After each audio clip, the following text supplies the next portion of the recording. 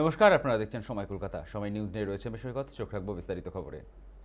Gargi Memorial ইনস্টিটিউটের hostel ঘিরে এলো একের পর এক বিস্ফোরক অভিযোগের তীর তৃণমূল নেতা জয়ন্ত ভদ্র ওরফে ঝন্টের বিরুদ্ধে। আবাসিক পড়ুয়াদের দাবি, কলেজের নিজস্ব হোস্টেল তৈরিতে বাধা দিয়ে দীর্ঘদিন ধরে বেসরকারি হোস্টেল পরিচালনা করা হয়েছে।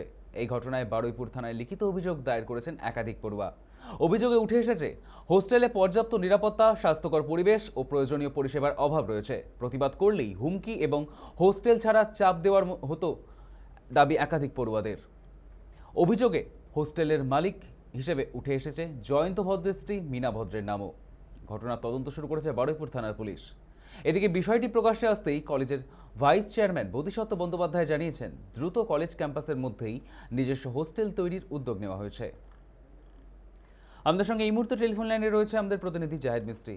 জাহিদ, এই যে একটা হোস্টেলও এবার দুর্নীতি, ঠিক কি বলবে এই বিষয়ে, কি জানতে পারছো? দেখো দেখো তোমাকে বলে রাখি যে এ নিয়ে কিন্তু বারুইপুরে যথেষ্ট পরিমাণে আলোড়ন সৃষ্টি হয়েছে। একদিকে জয়ন্ত ভদ্র বারুইপুরের দাপুটের তৃণমূল নেতা এবং তিনি সদ্য প্রাক্তন হয়ে যাওয়া বিধানসভার অধ্যক্ষ বিমান বন্দ্যোপাধ্যায় থেকে আরম্ভ করে অভিষেক বন্দ্যোপাধ্যায় সবারই ঘনিষ্ঠ এবং স্নেহভাজন।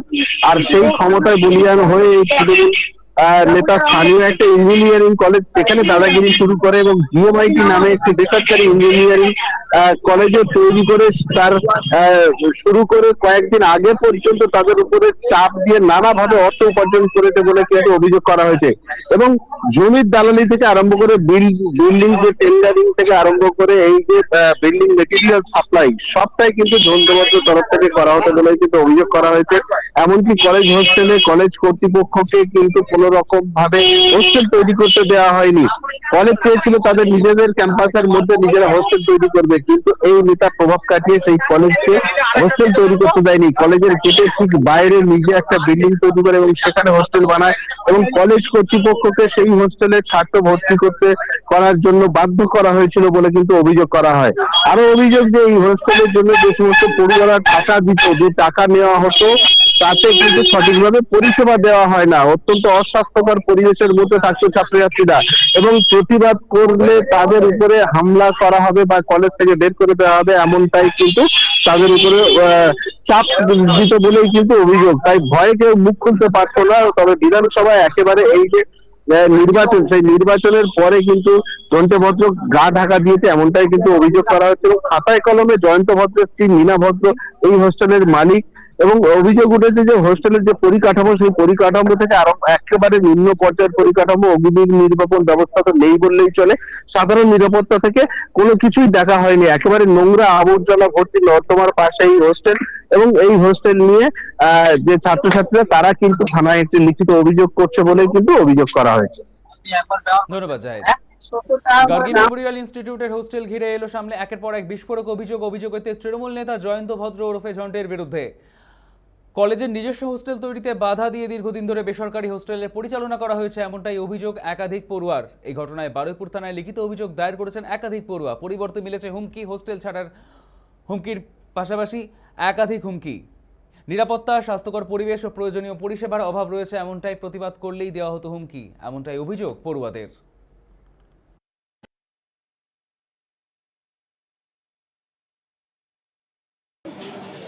কি অবস্থা হয়েছে? আগে হোস্টেলে বলতে আগে সেরকম সুযোগ সুবিধা পাইনি যেটা এখন কলেজ আমাদেরকে দিছে। যেমন কলেজ আমাদেরকে ওয়ার্ল্ড কাপ দেখার জন্য টিভি প্রোভাইড করেছে, কারেন্টের অসুবিধা না হয় তাই জেনারেটর দিছে, চেয়ার টেবিল দিছে, আরও যত বলেছে যে বেড দিবে, যে মানে যে সুযোগ সুবিধাগুলো কলেজ দিছে আগে সেই সুযোগ সুবিধাগুলো আমরা বলেও পাইনি। মানে অনেকবার রিপোর্ট করেছিলাম যে আমাদের এটা অসুবিধা আছে, বাথরুমের অসুবিধা। বয়েজ হোস্টেলটা চালাতো মীনা ভদ্র, জয়ন্ত ভদ্রর ফ্যামিলি মেম্বার।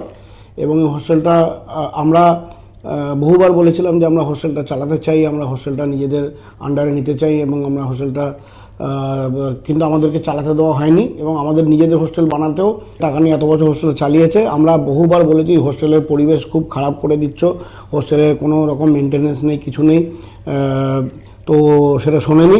এবং আজকের ডেটে স্টুডেন্টরা অ্যাগ্রিড হয়ে পড়েছিল যে আমাদের কাছে এসে স্টুডেন্টরা জানিয়েছিল যে না আপনারা স্যার হোস্টেলের ম্যানেজমেন্টটা টেক ওভার করুন।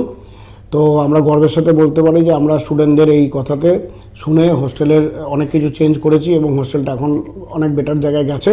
জয়ন্ত ভদ্রর ওয়াইফ মীনা ভদ্র তিনি এসে বলছেন যে সমস্ত স্টুডেন্টকে এখনই বেরিয়ে যেতে হবে, তারা আর হোস্টেলটা চালাতে চান না, তারা হোস্টেল লক করে দেবে। তো এই জয়ন্ত ভদ্র এলাকাতে পরিচিত ছিল তৃণমূল কংগ্রেস, নিজেদের সম্পত্তি বিস্তার করেছেন। আমার তাতেও অসুবিধা নেই, আমার যদি উনি একটা হোস্টেল অ্যাটলিস্ট পরিকল্পিত ভালো করে চালাতেন, ছেলেগুলো খুশি থাকতো, তাও আমি হয়তো ওনার, দেখুন আমরা একটা একাডেমিশিয়ান, আমরা এর মধ্যে সব কিছু আমরা ঢুকতে চাই না, বাট এখন যা পরিস্থিতি আমাদের ছেলেদের প্রতি আমাদের একটা ভদ্র নামটা যাকে ঝন্টে বলে চেনে বারুইপুরবাসী, এই যে কত বড় তোলাবাজ বারুইপুরের মানুষ জানে। এই জিএমআইটি হওয়ার পর থেকে ওই কলেজকে বাধা দিয়ে দিয়ে দিয়ে কোটি কোটি টাকা তাদের থেকে ঘুষ নিয়েছে। জিএমআইটি এত বড় একটা কলেজ করলো, তাকে হোস্টেল মাধ্যম দিয়ে কলেজের স্টুডেন্টরা যে হোস্টেলটা নিচ্ছে, তার এত বড় ক্ষমতা, সেই কলেজ কর্তৃপক্ষকে বাদ দিয়ে সে ডাইরেক্ট, আমি শুনলাম কোন একটা চ্যানেলে ওই কলেজের কর্ণধার বলছে সে নাকি প্রভাব খাটিয়ে করেছে। তার মানে ভেবে দেখুন, এত বড় কলেজের একটা কর্ণধার, সে বলছে প্রভাব খাটিয়ে সে নাকি করেছে। অথচ এবং আগামী দিন এই বিষয়টা নিয়ে ভারতীয় জনতা পার্টির প্রতিটা কার্যকর্তা যেমন যেমন এই ছাত্রদের পাশে থাকবে, তেমনি প্রশাসনের কাছেও আমরা যাব।